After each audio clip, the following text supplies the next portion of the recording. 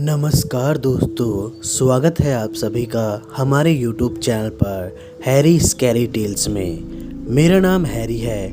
आज मैं आप सभी के लिए भूतहा घर पार्ट 2 लेकर आया हूँ। अगर आपने पार्ट 1 नहीं सुना है तो डिस्क्रिप्शन में लिंक दे दिया गया है, जाकर सुन लीजिएगा, फिर इस कहानी को सुनिएगा। और हाँ दोस्तों, अगर आपने हमारे चैनल को सब्सक्राइब नहीं किया है तो नीचे दिए गए रेड बटन पर क्लिक करके हमारे चैनल को अभी के अभी सब्सक्राइब कर लीजिए, ताकि आपको हमारी नई वीडियो की नोटिफिकेशन मिल पाए।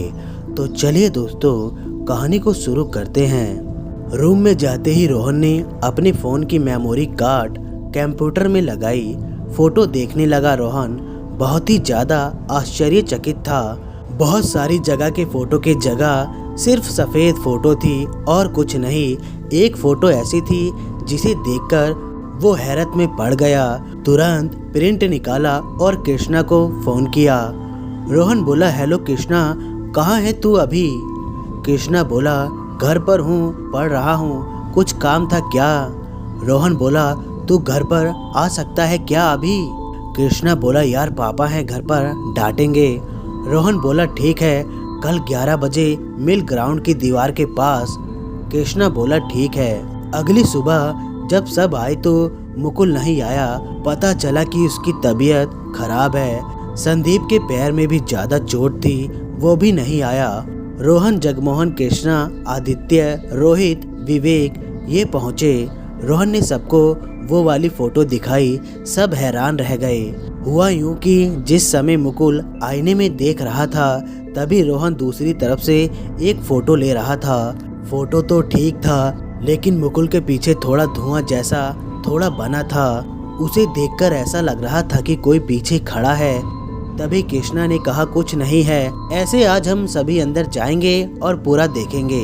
सब बाउंड्री की दीवार से होते हुए भूतहा घर के सामने कूद गए। भूतहा घर का दरवाज़ा खुला हुआ था, जिसे उन्होंने बंद किया था। अंदर का भी दरवाज़ा खुला हुआ था, खिड़की भी खुली हुई थी।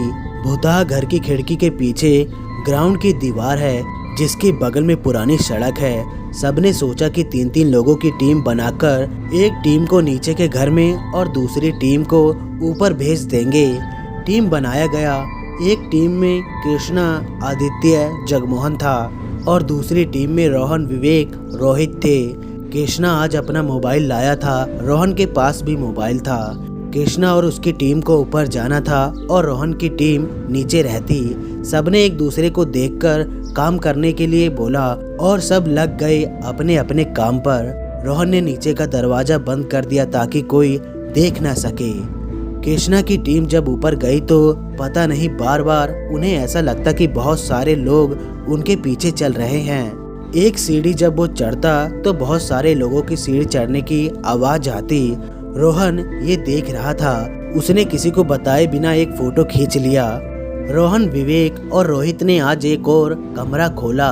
भूतहा घर 2 मंजिल था, जिसमें नीचे की ओर 6 कमरे थे और ऊपर के 4 कमरे और एक बड़ा सा हॉल था।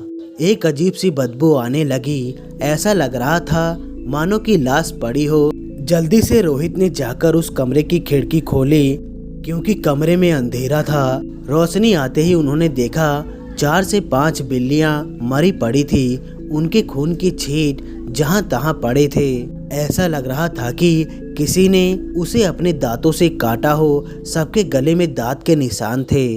अचानक ऊपर से एक जोर की आवाज आती है। ऐसा लगता है कि कोई गिरा हो।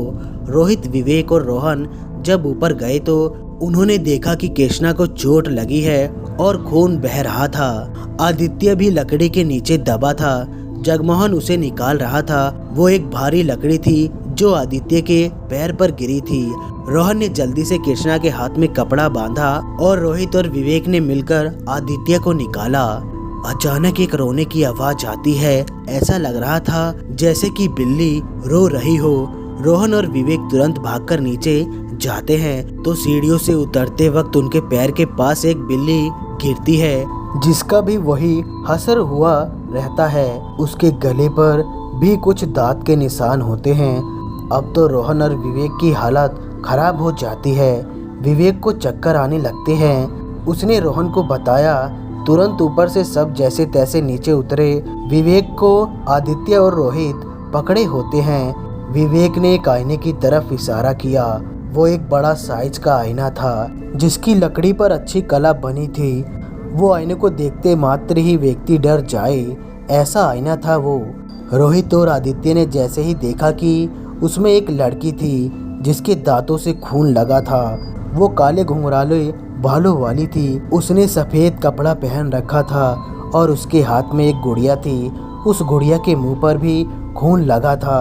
आदित्य और रोहन ने इस भयानक दृश्य को देखकर और ज़्यादा डर गए। पूरा भुताहा घर लड़की के रोने और बिल्ली की आवाज़ से गूंज रहा था। ऐसा लग रहा था कि वो लड़की बिल्ली को दांत से काट रही हो। बिल्ली बेचारी बचने के लिए भाग रही हो। इतनी सारी आवाज़ से विवेक बेहोश हो चुका था। जब वो भुताहा घर के दरवाजे को खोलता है तो एक आवाज़ आती है, तुमने मेरे रूम को खोला है, मैं तुम्हारी जिंदगी खोलूंगी, तुम सबका खून पीऊंगी।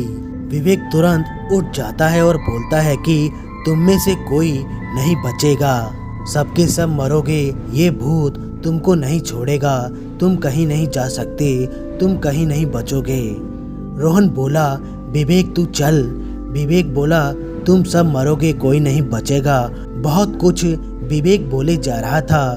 कृष्णा बोला, रोहन एक ही रास्ता है, इसे धक्का देकर बाहर गिरा देते हैं, क्या पता भूत इसे छोड़ दे। सबने हाँ में हाँ मिलाई।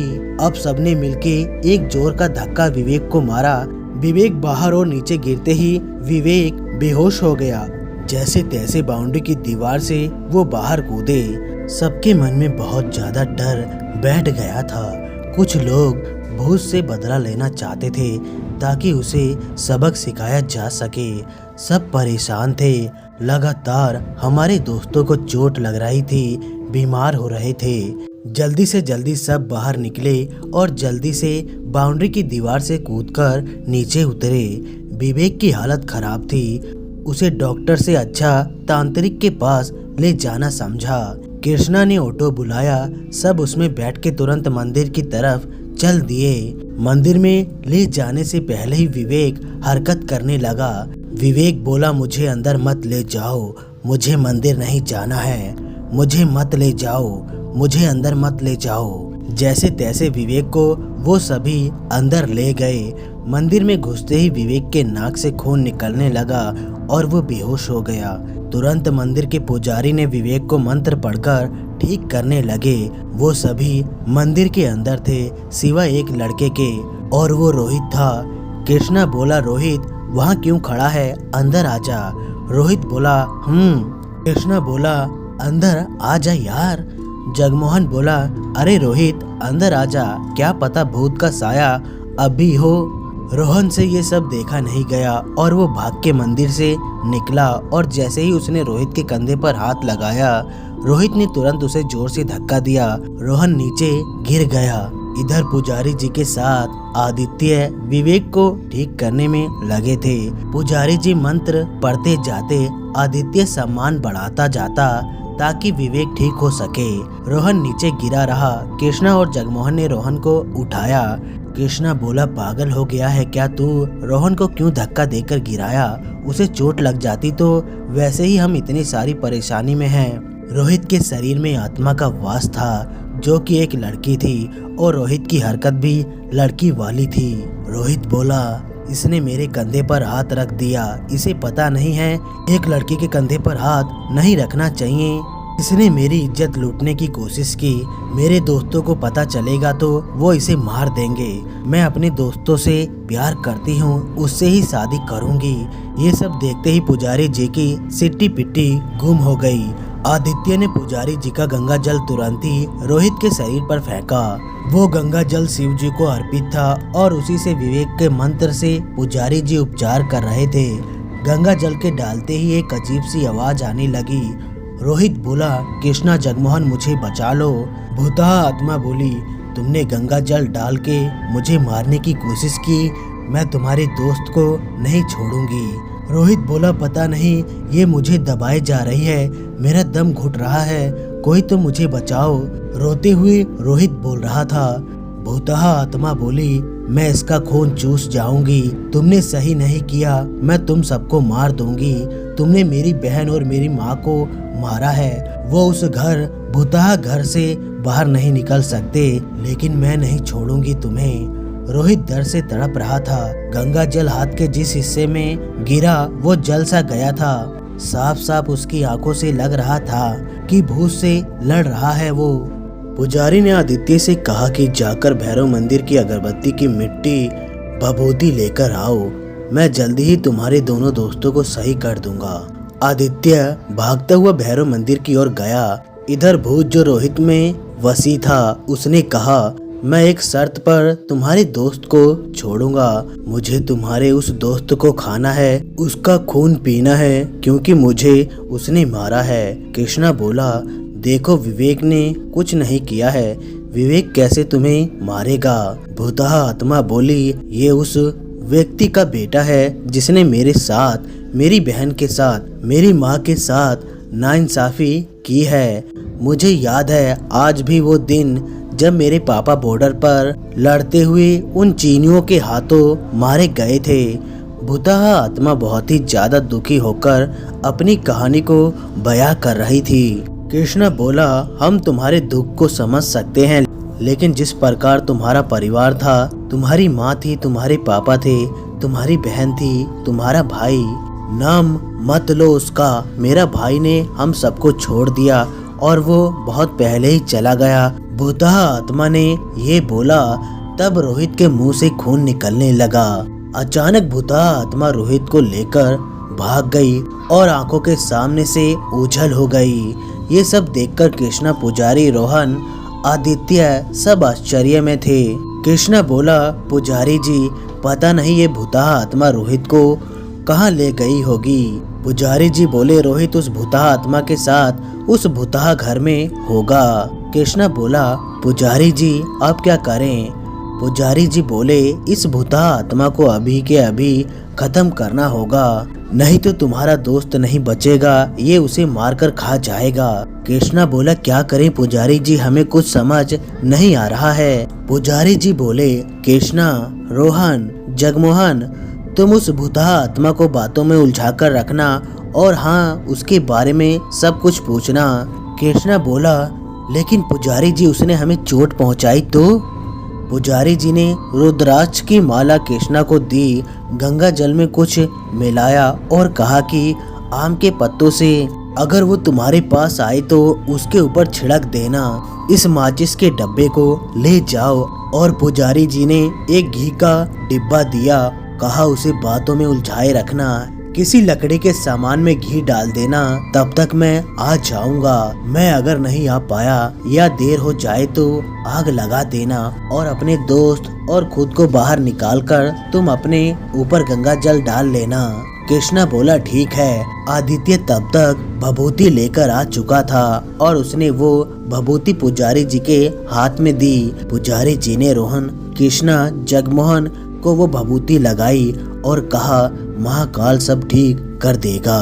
कृष्णा, रोहन, जगमोहन भागते हुए बाउंड्री की दीवार से नीचे कूदे और भाग के भूतहा घर की तरफ गए।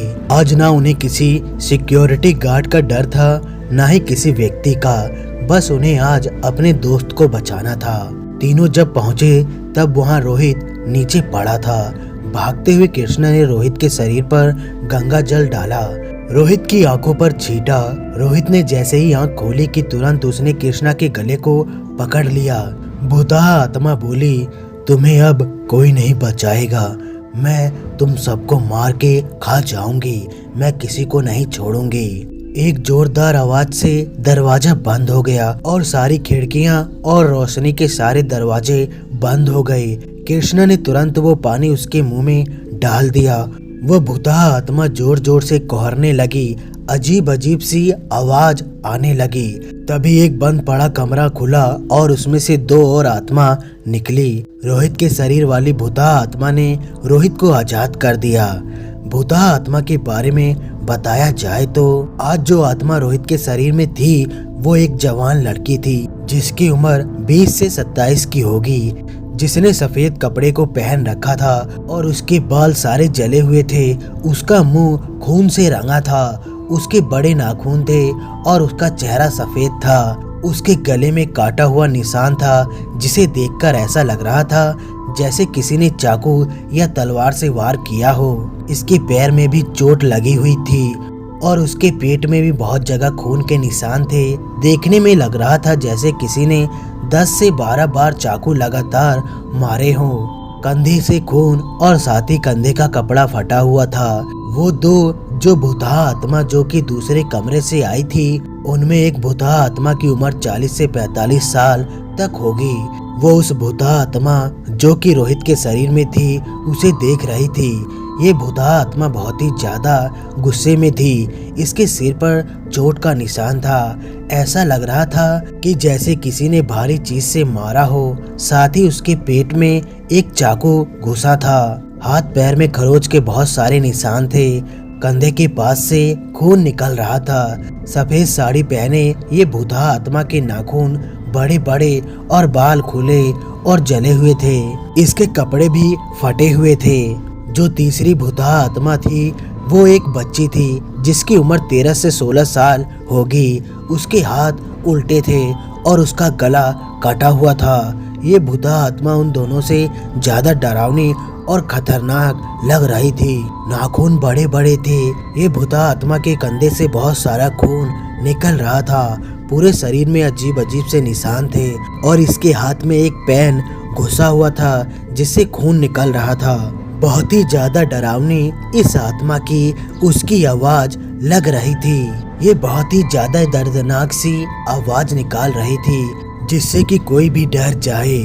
तो दोस्तों, कहानी अभी बाकी है। पार्ट 3 बहुत जल्दी ही आएगा। कहानी आप लोगों को कैसी लगी लाइक और कमेंट करके जरूर बताएं और साथ में हमारे चैनल को भी सब्सक्राइब कर लें। हम आपसे मिलते हैं अगली वीडियो में। तब तक के लिए धन्यवाद दोस्तों।